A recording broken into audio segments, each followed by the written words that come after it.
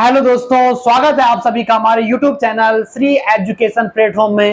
मेरा नाम अजय सिंह दोस्तों, और आज हम पढ़ने वाले हैं aldehyde, ketone and carboxylic acid में कार्बोक्सिलिक एसिड की केमिकल प्रॉपर्टीज को। प्रीवियस वीडियो में हमने कार्बोक्सिलिक एसिड के structure, IPC, nomenclature and preparation method को क्या कर दिया है, कंप्लीट कर दिया है, और साथ ही साथ उसकी फिजिकल प्रॉपर्टीज के बारे में भी क्या कर दिया, डिस्कस कर लिया है। आज हम स्टार्ट करने वाले हैं बेटा केमिकल रिएक्शंस या chemical properties of carboxylic acid. सबसे पहले हम बात करते हैं तो कार्बोक्सिलिक एसिड में कौन कौन से bond, R C double bond O, और ये क्या है बेटा, ओ एच बॉन्ड। देखो रिएक्शन, देखो ऑक्सीजन और हाइड्रोजन बॉन्ड टूटने से भी रिएक्शन होती है, कार्बन और ऑक्सीजन बॉन्ड टूटने से भी रिएक्शंस होती है, और अल्काइल ग्रुप पर भी क्या होती है बेटा, रिएक्शंस होती है। तो सबसे पहले हम क्या डिस्कस करेंगे, OH बॉन्ड या OH बंद टूटने के कारण अभिक्रिया, मतलब वो अभिक्रिया जो हो रही है कौन से बॉन्ड को टूटने से, कौन से बॉन्ड के क्लीवेज से, ऑक्सीजन और हाइड्रोजन के बीच के बंद टूटने से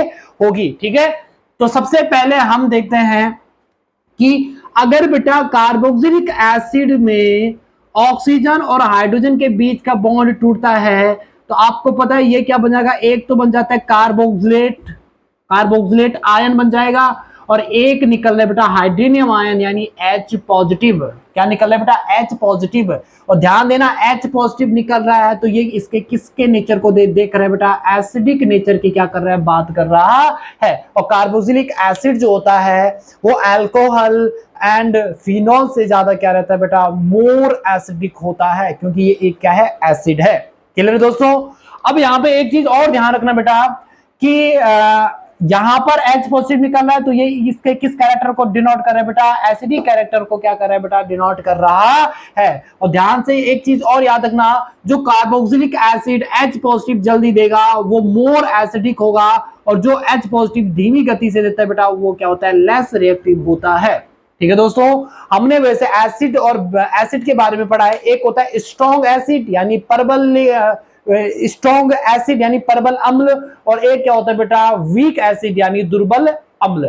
प्रबल एसिड या स्ट्रॉन्ग एसिड किसको कहते हैं बेटा, जो अपना H पॉजिटिव जल्दी डोनेट कर देता है, जैसे हाइड्रोक्लोरिक एसिड हो गया, नाइट्रिक एसिड हो गया, H2SO4 हो गया। ये क्या करते हैं बेटा, स्ट्रॉन्ग एसिड है। क्यों स्ट्रॉन्ग एसिड है, क्योंकि अपना H पॉजिटिव जल्दी क्या कर देते हैं, डोनेट कर देते हैं। क्लियर दोस्तों। अब जैसे कार्बोक्सिलिक एसिड है, carboxylic acid H positive ion तो रिलीज करता है, लेकिन H पॉजिटिव आयन जो रिलीज करता है थोड़ा सा क्या लगाता है, टाइम लगाता है, यानी जल्दी नहीं निकलता है, तो ये आपका क्या कहलाता है, वीक एसिड कहलाता है। ठीक है दोस्तों। चलो, इसमें एक और चीज ध्यान रखना बेटा, एक और चीज क्या ध्यान रखना है, हमने 11th में पढ़ा होगा बेटा, pKa की वैल्यू की बात की होगी बेटा हमने। pKa वैल्यू क्या होती है बेटा, ये होता है बेटा डिसोसिएशन कांस्टेंट, एसिड का डिसोसिएशन कांस्टेंट या अम्ल का वियोजन स्थिरांक होता है बेटा pKa। और ध्यान से क्या है, ध्यान रखना बेटा, जिसका pKa ज्यादा होता है उसका जो एसिडिक कैरेक्टर होता है, ये एसिडिक जो नेचर होता है वो बेटा, वो क्या होता है बेटा, कम होता है। यानी pKa वैल्यू और एसिडिक नेचर जो होता है बेटा एक दूसरे के क्या होते हैं बेटा, इनवर्सली क्या होते हैं बेटा, प्रोपोर्शनल होते हैं, यानी व्युत्क्रमानुपाती होते हैं। एक क्वेश्चन यहाँ पे पुटअप कर सकते हो बेटा आप, मान लो एक हमारे पास फ्लोराइड, ट्राइफ्लोराइड का एक कार्बोक्सिलिक एसिड है जिसका pKa की वैल्यू क्या है बेटा, pKa की वैल्यू क्या है 0.23, और एक हमारा बेंजोइक एसिड है जिसका कितना है बेटा 4.19, और एक हमारा है बेटा कार्बोक्सिलिक एसिड जिसका है बेटा 4.76। इन तीनों में ध्यान देखना बेटा, सबसे ज्यादा pKa की वैल्यू किसकी है बेटा, सबसे ज्यादा pKa की वैल्यू किसकी है, एसिटिक एसिड की है बेटा। तो जिसकी pKa की वैल्यू सबसे ज्यादा है बेटा उसका जो एसिडिक कैरेक्टर होगा वो सबसे कम होगा। और उसके बाद फिर किसका है बेटा, C6H5 यानी बेंजोइक एसिड का है बेटा। और फिर सबसे ज्यादा यानी सबसे कम pKa की वैल्यू किसकी है, फ्लोराइड वाले की। तो सबसे कम वैल्यू है तो इसका एसिडिक कैरेक्टर क्या होता है बेटा, सबसे ज्यादा होता है। क्लियर है दोस्तों। यानी अगर आपको pKa की वैल्यू दे दे और पूछ लिया जाए कि इनका डिक्रीजिंग ऑर्डर इंक्रीजिंग ऑर्डर बताओ एसिडिक कैरेक्टर में, तो ध्यान रखना जिसकी pKa की वैल्यू क्या होगी, सबसे ज्यादा होगी, वो सबसे कम एसिडिक होता। ठीक है, और जिसका पीके की वैल्यू सबसे कम है वो एसिडिक क्या होता है बेटा, बहुत ज्यादा होता है। ठीक है दोस्तों, चलो ये क्लियर हो गया, इतना पॉइंट समझ में आ गया। ठीक है, तो ये रिलेशंस भी याद रख देना। ठीक है दोस्तों, अब इसमें एक और चीज आ जाती है दोस्तों, क्या चीज है ध्यान से देखना बेटा, कि जैसे अगर मैं लिख लेता हूं बेटा, यहां पर क्या लिख लेता हूं, मान लो ये एक कार्बोक्सिलिक एसिड है और इसके साथ यहां पर NO2 जुड़ रखा है। कौन जुड़ रखा है बेटा, NO2 जुड़ रखा है। और एक कार्बोक्सिलिक एसिड ये वाला है CH3CH2COOH। देखो ये सेम है, यहां पर ये भी क्या है, सेम है, लेकिन ये NO2 और ये CH3 ध्यान से याद रखना, NO2 यहां पर -I इफेक्ट दिखाता है और CH3 यहां पर क्या दिखाता है, +I इफेक्ट। पढ़ा होगा तुमने 11th में, प्रेरणिक प्रभाव या इंडक्टिव इफेक्ट है। सर ये माइनस इफेक्ट दिखाता है, तो ये अपने इलेक्ट्रॉनों को क्या कर देता है बेटा, डोनेट नहीं, सॉरी, अपने इलेक्ट्रॉन या इस CH3 से इलेक्ट्रॉन क्या करता है, अपनी तरफ क्या करता है, आकर्षित, अट्रैक्ट करता है। लेकिन इस CH3 का नेचर क्या होता है बेटा, इलेक्ट्रॉन क्या करने का, डोनेट करने का। तो ये CH3 इस कार्बोक्सिलिक एसिड को क्या करता है, इलेक्ट्रॉन क्या करता है, डोनेट करता है। यानी ये इलेक्ट्रॉन विदड्रॉइंग ग्रुप है बेटा।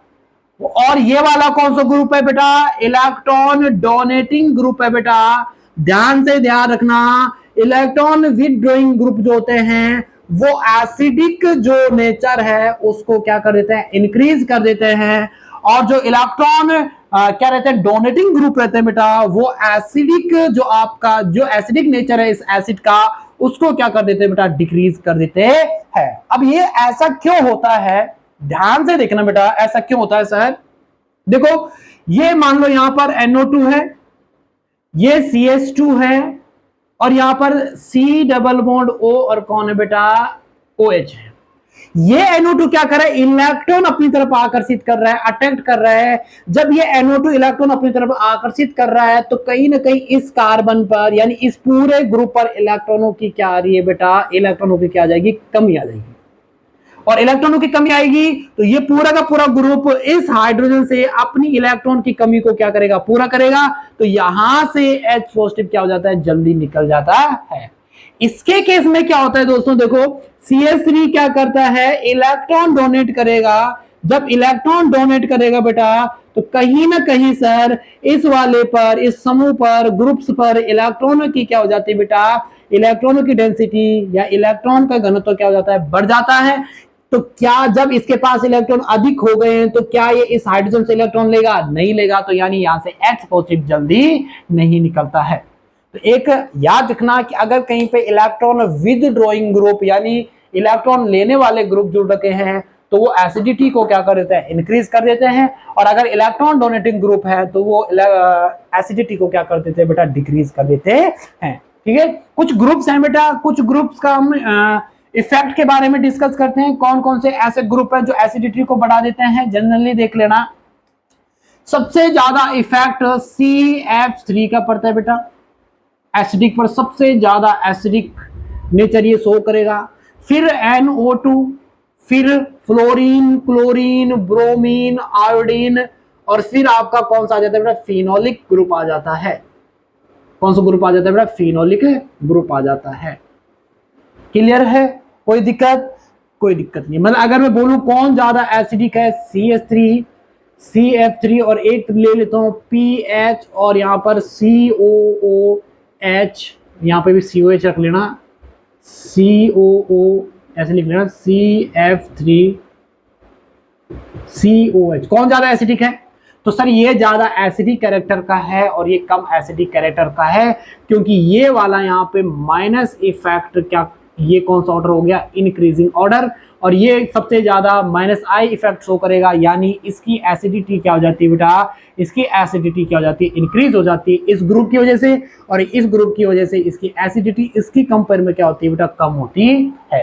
ठीक है दोस्तों, आज एसिड के नेचर के बारे में हमने डिस्कस किया था और उसमें जो नेचर था बेटा वो किस बॉन्ड के द्वारा डिनोट हो रहा था, जब ऑक्सीजन और हाइड्रोजन के बीच का बंध क्या हो रहा था, टूट रहा था। ठीक है भाई, तो उससे कौन सा कैरेक्टर शो हो रहा था, कार्बोक्सिलिक एसिड का एसिडिक कैरेक्टर क्या हो रहा था, शो हो रहा था। ठीक है भाई, अब हम इसमें एक रिएक्शन समझ लेते हैं। जैसे ये रिएक्शन से बेटा आपके पास ये कार्बोक्सिलिक एसिड है, कार्बोक्सिलिक एसिड के साथ जब हम सोडियम मेटल की यानी सोडियम धातु की रिएक्शन करते हैं बेटा, तो यहाँ से हाइड्रोजन निकल जाता है बेटा, और किस रूप में निकलता है, H पॉजिटिव के रूप में क्या हो जाता है, निकल जाता है। यानी ये किस कैरेक्टर को शो करता है बेटा, एसिडिक कैरेक्टर को क्या करता है, शो करता है। ठीक है भाई। इसी टाइप से अगर हम किसकी बात करते हैं, सेकंड कार्बोक्सिलिक एसिड, और जिसकी रिएक्शन किसके साथ करते हैं, NaOH यानी बेस से करते हैं बेटा, तो यहां से भी कहीं ना कहीं H पॉजिटिव रिमूव होता है OH के साथ, और क्या निकाल देता है, H2O यहां से क्या हो जाता है, रिमूव हो जाता है। और ये वाला जो हाइड्रोजन, सॉरी ये जो सोडियम है, सोडियम किसकी जगह पे जुड़ जाता है, हाइड्रोजन की जगह पर क्या हो जाता है, जुड़ जाता है। ये दोनों जो अभिक्रियाएं हैं ये कार्बोक्सिलिक एसिड के एसिडिक नेचर को क्या करती है बेटा, शो करती है, यानी अम्लीय प्रकृति को क्या करती है, शो करती है।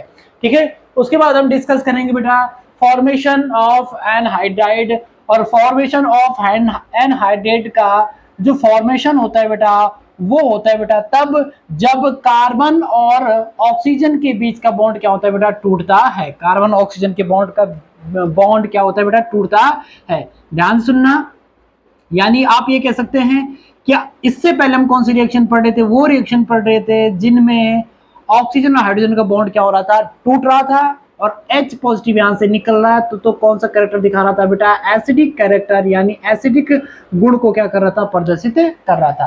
लेकिन अब हम वो रिएक्शन पढ़ेंगे जिनमें कौन सा बॉन्ड टूटता है, कार्बन और OH के बीच यानी हाइड्रोक्सिक ग्रुप के बीच का बॉन्ड क्या होता है, टूटता है। और उसी के द्वारा हम क्या करेंगे बेटा, कुछ रिएक्शंस के बारे में क्या करने वाले हैं, डिस्कस करने वाले हैं। सबसे पहले हम बात करते हैं formation of anhydride. Formation of anhydride, anhydride के फॉर्मेशन के लिए हमें दो कार्बोक्सिलिक एसिड लेने पड़ेंगे बेटा, जैसे C double bond O single bond OH, और दूसरा मान लो इस तरफ है RC डबल बॉन्ड O, और ये क्या बेटा, OH। जब इसे बेटा हम क्या करेंगे, हीट करेंगे, और किसकी प्रेजेंस में, एसिड की प्रेजेंस में, और P2O5 यानी पेंटा फास्फोरस पेंटा ऑक्साइड की प्रेजेंस में, तो देखना बेटा यहां से OH और यहां से हाइड्रोजन, यहां से OH यहां से हाइड्रोजन, माइनस में क्या निकल जाता है बेटा, H2 यहां से क्या हो जाता है, रिमूव हो जाता है। और क्या बचेगा बेटा, ध्यान से देखना, R single bond C double bond O, कौन बचा बेटा, ऑक्सीजन, और इस तरफ कौन बचा, कार्बन डबल बॉन्ड ऑक्सीजन, और ये क्या हो गया बेटा R, ये क्या बनता है बेटा, एनहाइड्राइड क्या होता है, प्राप्त होता है। क्लियर है दोस्तों, एनहाइड्रेट का फॉर्मेशन हो गया। अब फॉर्मेशन ऑफ एनहाइड्रेट के बाद जो हम डिस्कस करने वाले हैं बेटा, वो है एस्टरिफिकेशन, यानी एस्टर का निर्माण होना। एस्टर का क्या होना बेटा, निर्माण होना। और इस रिएक्शंस के द्वारा जो एस्टर का फॉर्मेशन होता है बेटा, ये कहीं ना कहीं आपके परफ्यूम वगैरह, जो परफ्यूम वगैरह आप छिड़कते हो, उसमें एस्टर का क्या किया जाता है बेटा, यूज किया जाता है, क्योंकि इसकी जो स्मेल होती है बेटा, वो स्वीट स्मेल होती है, सुगंधित होता है। क्या होता है बेटा, ये सुगंधित होता है।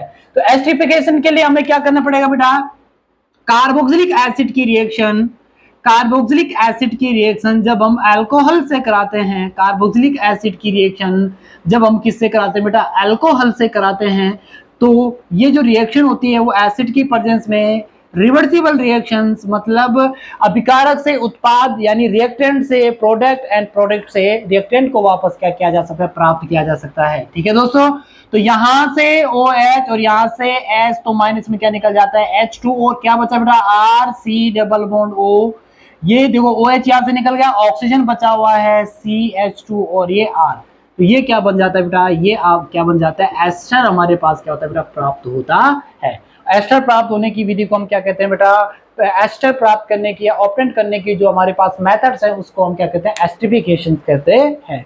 ठीक है दोस्तों, अब हम नेक्स्ट रिएक्शंस करने वाले हैं बेटा। एस्टरिफिकेशन हो गया। अगली रिएक्शन जो हमारे पास, रिएक्शन विद अमोनिया, यानी अमोनिया के साथ जब हम रिएक्शन किसकी करते हैं बेटा, कार्बोक्सिलिक एसिड की रिएक्शन, कार्बोक्सिलिक एसिड की रिएक्शन जब बेटा हम किसके साथ करते हैं, अमोनिया के साथ की जाती है बेटा, किसके साथ की जाती है, अमोनिया के साथ की जाती है। तो ये NH3 यहाँ पे जुड़ेगा, तो ये क्या लिख लूं बेटा, इसको NH3 डायरेक्ट जुड़ेगा, यानी एडिशन होगा, तो ये क्या हो गया, RC double bond O single bond ONH3 थे, एक और हाइड्रोजन आ गया तो 4, और इसको क्या कहते हैं बेटा, इसको कहते हैं बेटा ammonium acetate. Ammonium acetate, ammonia कब कहते हैं, जब NH3 है, और अमोनियम कब कहेंगे, जब NH4 है और उसमें कौन सा चार्ज आ सकता है, पॉजिटिव चार्ज आ सकता है, तो क्या बोल देंगे, अमोनियम। तो इसका नाम क्या हो जाएगा बेटा, अमोनियम एसीटेट। क्या हो जाएगा बेटा, अमोनियम एसीटेट। और अमोनियम एसीटेट को जब बेटा हम हीट करते हैं तो माइनस में यहां से क्या निकल जाता है, H2O। H2 देखो, 2 हाइड्रोजन यहां से, 1 ऑक्सीजन यहां से, तो माइनस में क्या निकल गया, H2। या आप ये कह सकते हो, सॉरी ये वाला ऑक्सीजन ही, यहां से 2 हाइड्रोजन और ऑक्सीजन यहां से, तो माइनस में क्या निकल गया, H2। अब क्या बचा बेटा, R C double bond O, O तो निकल गया, नाइट्रोजन के पास 4 हाइड्रोजन थे, 2 निकल गए, तो अब कितने बचे बेटा, 2। तो ये क्या प्राप्त होता है बेटा, एसिटामाइड या एमाइड ग्रुप क्या होता है, ऑब्टेन्ड होता है। क्लियर दोस्तों। अगर यहां पर तो ये एलिफेटिक के साथ रिएक्ट कर रहा था, लेकिन अगर इसकी जगह एरोमेटिक वाला हो, यानी बेंजीन रिंग हो, तो बेंजीन रिंग और उसके ऊपर क्या है बेटा, कार्बोक्सिलिक एसिड है, यानी ये बेंजोइक एसिड है, और इस पर अमोनिया की रिएक्शन कराई जाए। किसकी रिएक्शन कराई जाए, अमोनिया की रिएक्शन कराई जाए, तो ये भी आपका जो बनेगा वो क्या बनेगा बेटा, अमोनियम बेंजोएट। COO हाइड्रोजन इसके साथ जुड़ जाएगा तो क्या हो जाएगा, अमोनियम बेंजोएट। इसको हीट करेंगे तो माइनस में क्या निकल जाएगा, H2। 2 हाइड्रोजन यहां से, 1 ऑक्सीजन यहां से, तो क्या बचा बेटा यहां पर, oxygen C double bond O, और ये क्या बेटा बचा बेटा, NH2। और ये क्या प्राप्त होता है, बेंजामाइड क्या होता है बेटा, प्राप्त होता है।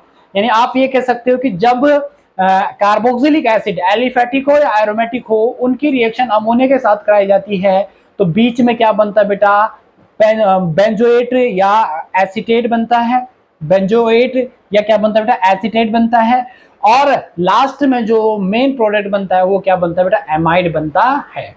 ठीक है, क्या बनता है, एमाइड प्राप्त होता है। इसी टाइप से ये रिएक्शंस हो गई बेटा हमारे पास कंप्लीट।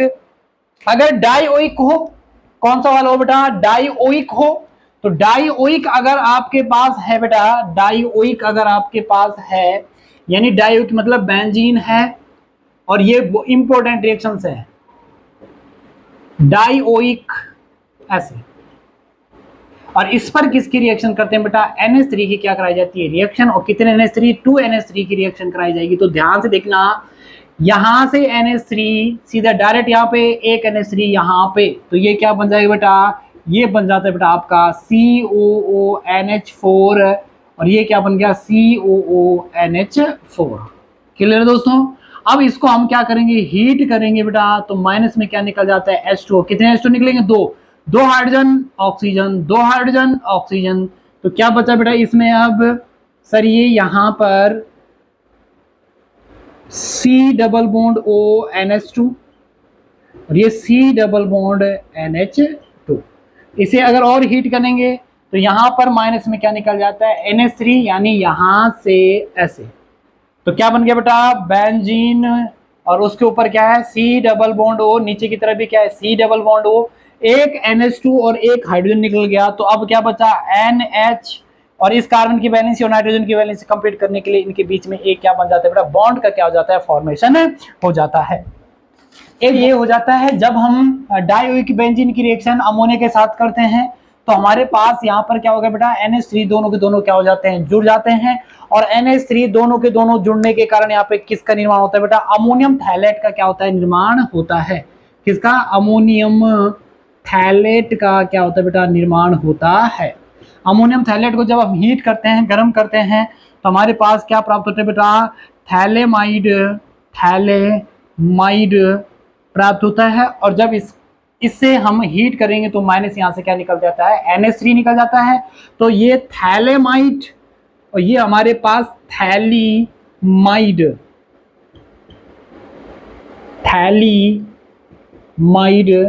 और ये हमारे पास थैलेमाइड, इसमें IMID और इसमें क्या आ जाता है, AMID आ जाता है।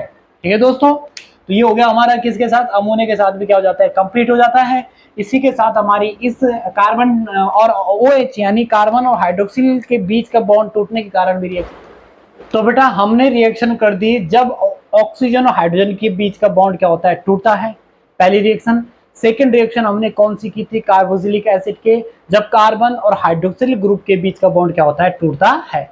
थर्ड रिएक्शन जो हम करने वाले हैं बेटा वो रिएक्शन होगी डायरेक्ट सीधा कार्बोक्सिलिक एसिड ग्रुप पर। कार्बोक्सिलिक एसिड ग्रुप मतलब आप क्या बोल सकते हो, COOH बोल सकते हैं। सबसे पहले इसमें क्या पढ़ेंगे बेटा हम, जब इनका क्या किया जाता है, अपचन किया जाता है, यानी कार्बोक्सिलिक एसिड का जब हम क्या करते हैं बेटा, अपचन करते हैं, और किसकी उपस्थिति में, अपचायक या B2H6 यानी बोरोन हाइड्राइड या ईथर की प्रेजेंस में करते हैं बेटा, तो यहाँ पर हमारे पास क्या प्राप्त होता है, अल्कोहल क्या होता है बेटा, प्राप्त होता है। तो ध्यान से याद रखना कि जब भी हम कार्बोक्सिलिक एसिड का रिडक्शन करेंगे यानी अपचन करेंगे तो हमारे पास क्या प्राप्त होता है बेटा, अल्कोहल क्या होता है, प्राप्त होता है। ठीक है भाई, ये रिएक्शंस है। अच्छा, इसका किस टाइप से करेंगे भाई, इसका अपचन क्या करेंगे, ध्यान से देखना बेटा, यहां से ये ऑक्सीजन निकलेगा और इस तरफ दो हाइड्रोजन जुड़ेंगे तो ये क्या बनेगा, RCH2OH। तो क्या प्राप्त होता है, अल्कोहल। और माइनस में आप ये भी कह सकते हैं कि यहाँ से H2O भी क्या हो जाता है बेटा, निकल जाता है। H2O भी क्या हो जाता है, रिमूव हो जाता है। ठीक है, तो ये याद रखना, कार्बोक्सिलिक एसिड का जब रिडक्शन करते हैं तो अल्कोहल क्या होता है, प्राप्त होता है। सेकेंड है विद कार्बोक्सिलिन, या आप ये कह सकते हो कि COO ग्रुप का क्या हो जाना, निकल जाना, या इसको क्या कहते हैं, डीकार्बोक्सिलेशन। डीकार्बोक्सिलेशन से कह सकते हैं इस वाले को। ध्यान से देखना, जब हम कार्बोक्सिलिक एसिड के सॉल्ट को या कार्बोक्सिलिक अम्ल के लवण को NaOH और कैल्शियम ऑक्साइड, जिसको हम क्या कहते हैं बेटा, लाइम वाटर भी कहते हैं, या लाइम वाटर क्या कहते हैं बेटा, लाइम वाटर भी इसी को कहते हैं, लाइम वाटर, लाइम वाटर नहीं, इसे कहते हैं सोडा लाइम। सोडा लाइम की उपस्थिति में से क्या करते हैं बेटा, रिएक्ट कराते हैं तो हमारे पास क्या प्राप्त होता है बेटा, एल्केन क्या होता है, प्राप्त होता है। क्या प्राप्त होता है, एल्केन क्या होता है बेटा, प्राप्त होता है। इस रिएक्शंस को अगर आप बैलेंस करोगे तो किस टाइप से ये रिएक्शन क्या हो रही है, बैलेंस हो रही है। ध्यान से देखना बेटा कि यहां पर ये क्या है, कार्बोक्सिलिक एसिड है, और कौन सा है, सोडियम लवण है, और इसकी रिएक्शन मान लो मैं किससे कर रहा हूँ, NaOH से कर रहा हूँ, कैल्शियम ऑक्साइड की प्रेजेंस में, सोडा लाइम कह सकते हैं, टेम्परेचर ले रहा हूं। ध्यान से देखना बेटा, ये पूरा का पूरा ग्रुप, ये भी इसी के साथ क्या निकल रहा है, माइनस में। Na कितने बेटा, 2, कार्बन 1, ऑक्सीजन कितने हैं, 3, तो क्या निकल जाएगा, सोडियम कार्बोनेट। ये हाइड्रोजन इस R की जगह जुड़ जाएगा तो क्या बन जाता है बेटा, एल्केन क्या होता है बेटा, एल्केन क्या होता है, प्राप्त होता है। क्लियर है भाई। तो ध्यान देना कि कार्बोक्सिलिक एसिड का जब अब सोडा लाइम के साथ रिएक्ट करते हैं यानी विकार्बोक्सिलीकरण कराया जाता है तो हमारे पास क्या प्राप्त होता है, एल्डिहाइड क्या होता है, प्राप्त होता है। क्लियर दोस्तों। तो तीसरी रिएक्शन भी यहाँ पे आपकी क्या हो जाती है, कंप्लीट हो जाती है। यानी अब हमारी चौथी रिएक्शन आती है बेटा, और चौथी रिएक्शन कौन सी है बेटा, हाइड्रोकार्बन पर रिएक्शन होना। हाइड्रोकार्बन पर क्या होना बेटा, रिएक्शन होना। और इससे पहले रिएक्शन जो विकार्बोक्सिलन थी उसको हम क्या कहते हैं बेटा, कॉलवे विद्युत अपघटन या कॉलवे इलेक्ट्रोलिसिस भी कहते हैं। अब हाइड्रोकार्बन पर रिएक्शन होगी, और हाइड्रोकार्बन पे सबसे इंपॉर्टेंट रिएक्शंस बेटा, इंपॉर्टेंट रिएक्शन है, मोस्ट इंपॉर्टेंट रिएक्शन, जिसका नाम बेटा हेल-वोलार्ड-जेलेंस्की रिएक्शन। हेल-वोलार्ड-जेलेंस्की रिएक्शन, यानी आपको कार्बोक्सिलिक एसिड को लेना है बेटा, और कार्बोक्सिलिक एसिड पर रिएक्शन करानी है हैलोजन की, और किसकी प्रेजेंस में, रेड फास्फोरस की प्रेजेंस में, और H2O भी यहाँ पर लेना पड़ेगा। तो ध्यान से याद रखना, इस रिएक्शंस के लिए, हेल-वोलार्ड-जेलेंस्की के लिए हमारे पास अल्फा हाइड्रोजन का होना बहुत ज्यादा जरूरी है। अल्फा हाइड्रोजन का होना क्या है, बहुत ज्यादा जरूरी है। COH जिससे जुड़ा हुआ है वो अल्फा, उसके बाद वाला कौन सा, बीटा, आगे वाला गामा, आगे वाला कौन सा होगा, डेल्टा। ठीक है, तो यहाँ पर ध्यान देना, यहां से एक हाइड्रोजन X के साथ तो माइनस में क्या निकल जाएगा, HX, और वो हैलोजन यहाँ पे क्या हो जाएगा, जुड़ जाएगा। यानी सब्स्टिट्यूशन होगा तो होता है बेटा यहाँ पे, सब्स्टिट्यूशन मतलब प्रतिस्थापन। तो क्या बचा बेटा, RCH, यहाँ पे कौन जुड़ गया, X, और इस तरफ कौन जुड़ गया बेटा, COOH। ध्यान से सुनना, क्या होता है, कार्बोक्सिलिक एसिड पर जब H2 की रिएक्शन कराई जाती है तो ये हैलोजन जो है वो कौन सी पोजीशन पे जुड़ जाता है, अल्फा स्थिति या अल्फा पोजीशन पर क्या हो जाता है बेटा, जुड़ जाता है, और वहां से एक हाइड्रोजन को क्या कर देता है, प्रतिस्थापित कर देता है। ठीक है भाई, अल्फा उत्पाद हमारे पास क्या होता है, प्राप्त होता है। अब कुछ रिएक्शन है जो कहां पर होगी बेटा, वलयों में होगी, मतलब एरोमेटिक कार्बोक्सिलिक एसिड की रिएक्शन है। एरोमेटिक कार्बोक्सिलिक एसिड की रिएक्शन जैसे इनका हम क्या कर देते हैं बेटा, नाइट्रेशन कर देते हैं या ब्रोमिनेशन करते हैं। नाइट्रेशन या इनका क्या किया जाता है बेटा, ब्रोमिनेशन किया जाता है। नाइट्रेशन या क्या किया जाता है, ब्रोमिनेशन किया जाता है। ध्यान से याद रखना। अब फिफ्थ रिएक्शन कौन सी, ए आर यानी वलय पर क्या, यानी रिंग पर वलय पर अभिक्रिया, वलय पर अभिक्रिया, यानी ये रिएक्शन सिर्फ और सिर्फ कौन सी वाली देंगे, जो क्या कहलाते हैं, एरोमेटिक क्या होते हैं बेटा, कार्बोक्सिलिक एसिड होते हैं।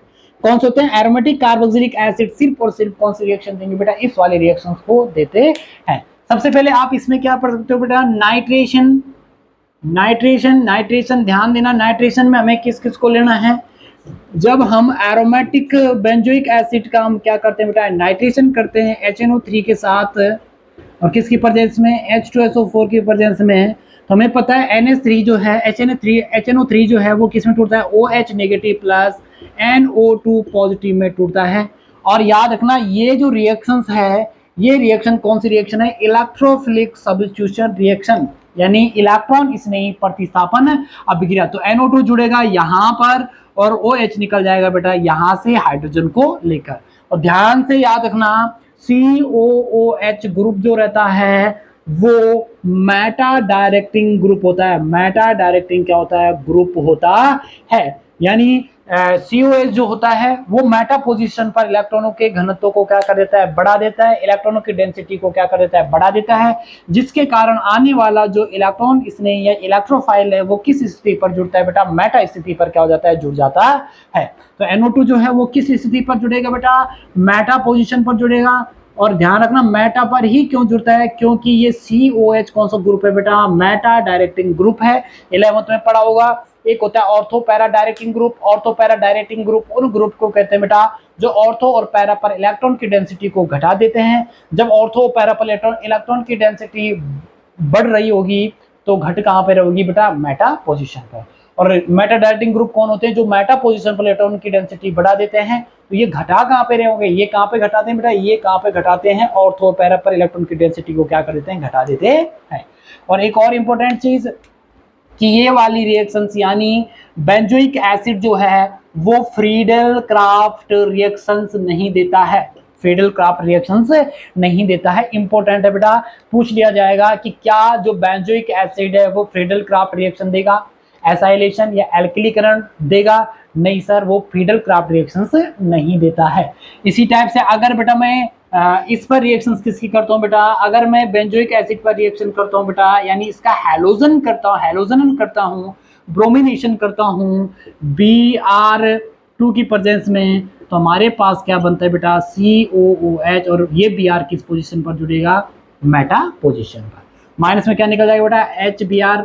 H कहां से निकला, इस पोजीशन पर पहले से एक हाइड्रोजन क्या था, प्रेजेंट था। और ये कौन सी रिएक्शन है, इलेक्ट्रोफिलिक सब्स्टिट्यूशन रिएक्शन या इलेक्ट्रॉन स्नेही प्रतिस्थापन अभिक्रिया। ठीक है दोस्तों, अब यहाँ पर लगभग हमारे चैप्टर क्या हो गया, कंप्लीट हो गया है। बस अब लास्ट यहाँ पे जो रुका हुआ है वो है बेटा इनका यूजेस, कार्बोक्सिलिक एसिड का हम यूज कहाँ पर करते हैं। तो पहला यूज जो है कार्बोक्सिलिक एसिड का इंपॉर्टेंट, इलेक्ट्रोप्लेटिंग में। इलेक्ट्रोप्लेटिंग मतलब लोहे वगैरह को जंग से बचाने के लिए उन पे क्या की जाती है, इलेक्ट्रोप्लेटिंग की जाती है। तो वहां पर इनका क्या किया जाता है, यूज किया जाता है। सेकंड क्या है बेटा, सोडियम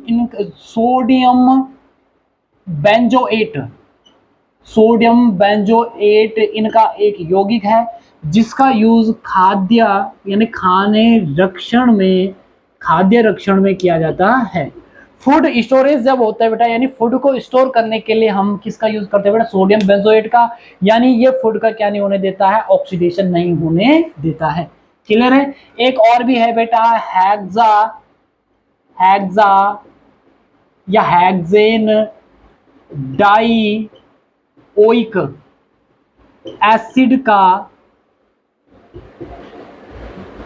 डाइओइक एसिड का यूज हम कहां पे करते हैं बेटा, नाइलॉन 6 को बनाने के लिए।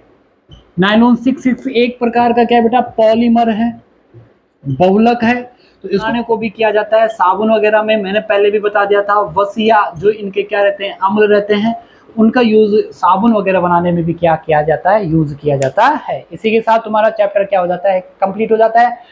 अगर वीडियो अच्छी लगी बेटा तो लाइक शेयर एंड सब्सक्राइब जरूर करना, श्री एजुकेशन प्लेटफॉर्म।